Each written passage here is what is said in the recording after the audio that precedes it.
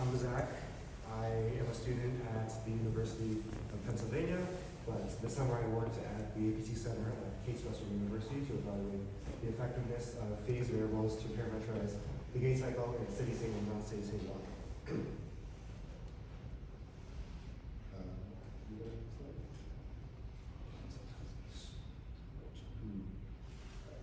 So the device I worked on this summer is an implanted neuroprosthesis, which is a device you put into the leg of stroke survivors, in our case, which electrically stimulates the legs, especially the weakened muscles that occur after stroke, so people with stroke are able to walk again.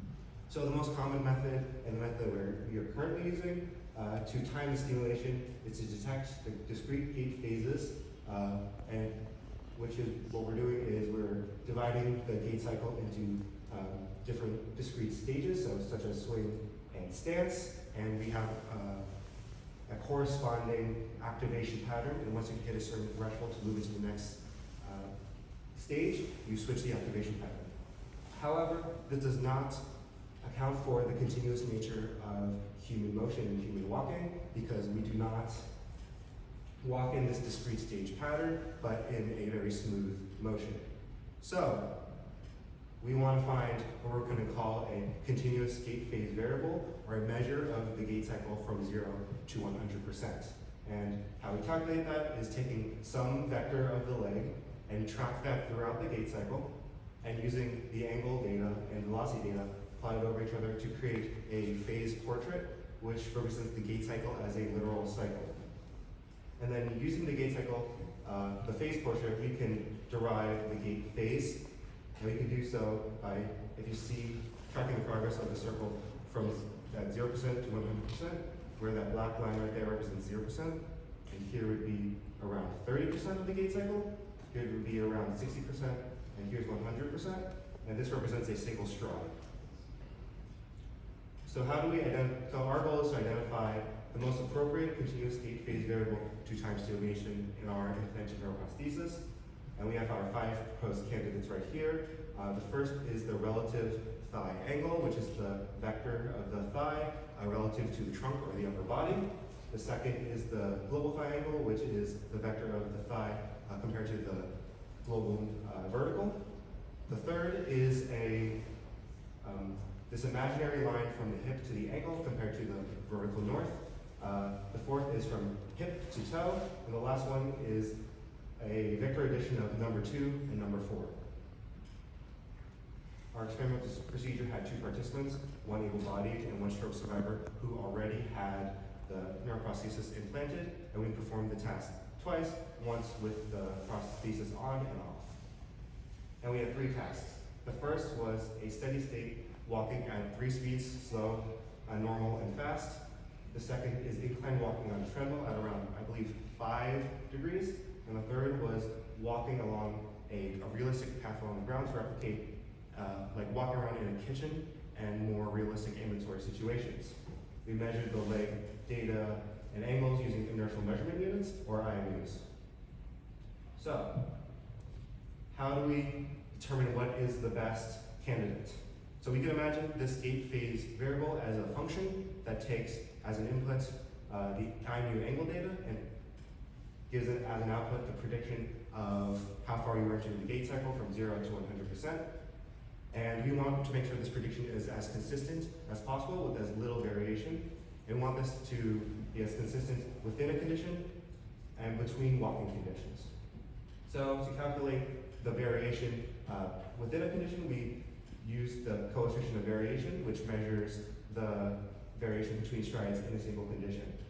And as you can see on this graph, we have all the strides for treadmill walking plotted over each other, and then we can measure the variation between them. And we want this to be as low as possible. And on this graph, we have these CV values plotted for all participants and all candidates. And we can see that the limb phase variable, the one that goes from hip to ankle, has the lowest CVs and is the only one that has a lower CV compared to time, which acts as our control as it does not parameterize the gait cycle. It uses the angle, shows the angle data as it looks during time. We calculated the consistency of the predictions between conditions using a Pearson correlation. So for each of the conditions, we took the trend or the ensemble average of all the strides, and then per pair of conditions, we measured the Pearson correlation. And we want this to be as high as possible. So here there's some box plots of the Pearson correlations, and we can see again that the limb phase angle has the highest median and the tightest interquartile range, and that is what we're looking for. And it's similarly the only one to have those things compared to time for all participants. However, we saw that the global phase variable for the thigh also performed quite well in this aspect. So we believe that the limb angle might be the most effective gait phase variable for coordinating electrical stimulation time for these assistive devices, but we need to perform more experiments with more participants, especially of varying limb measurements. Our next steps include implementing the continuous gait phase variable and the previous discrete phase variable methods and compare the effectiveness to control the neuroprosthesis. I would like to acknowledge the APT, WEMCO, and DDI Summer Internship Program and the University of Pennsylvania for their support for this project and for travel and registration support. I'd also like to thank everyone on my team at the APT Center who helped me bring this project into fruition. Does anyone have any questions?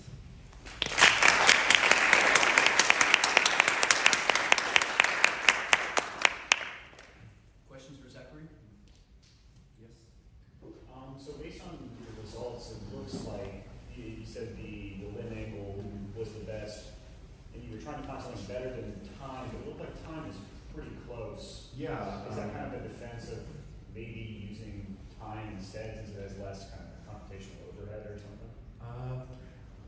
Computational is actually something that we're actually looking at right now, and something that we would rather use the global triangle for, just because it requires less computational power for.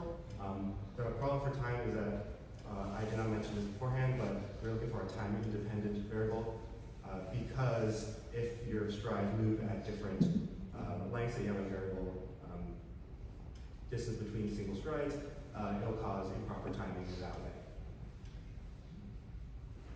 Other questions? This is kind of a qualitative question. I'm kind of curious. Did you have a question? Yeah. Go for it. When you saw volunteers, how did you get the people to do this?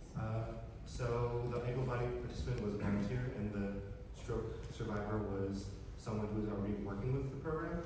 Yeah, and is a patient of the hospital. Now, you had a patient that actually was getting electrical stimulation. Did I get that correctly? So the timing of that had to be set up to match the stride. Is that correct? We use the discrete method when they have the neuroprosthesis on, where we have the different stages, Okay. and it actually caused some issues when they're doing the realistic test. So that provides more evidence for this need for this continuous gauge phase variable. Yeah, makes sense. Can you talk a little bit more about the realistic test and how you have the challenge? So if you can imagine from down these two speakers, we had chairs at the end and cones, I believe, inverts along that are, and we made them snake around them and come back to the first chair. And that we believe that rapid variance and it's like walk around in the kitchen, which is a very useful task for someone who would need this implanted prosthesis. What type of feedback did you get from them? What type of results did you get from the realistic test that told you that you have to change some stuff? The first one was that the discrete method would not work when they would walk around the tables, the cones, the prosthesis would freeze up and we could not complete the task with the neuroprosthesis on. The second was you have like the trunk angle, like they're like moving like this and their legs are like twisting around, so that gives more varied angle data. So what muscles is this neuroprosthesis stimulating in your gait cycle? I am not quite sure. I believe I have to take up with the surgical team. How you compare with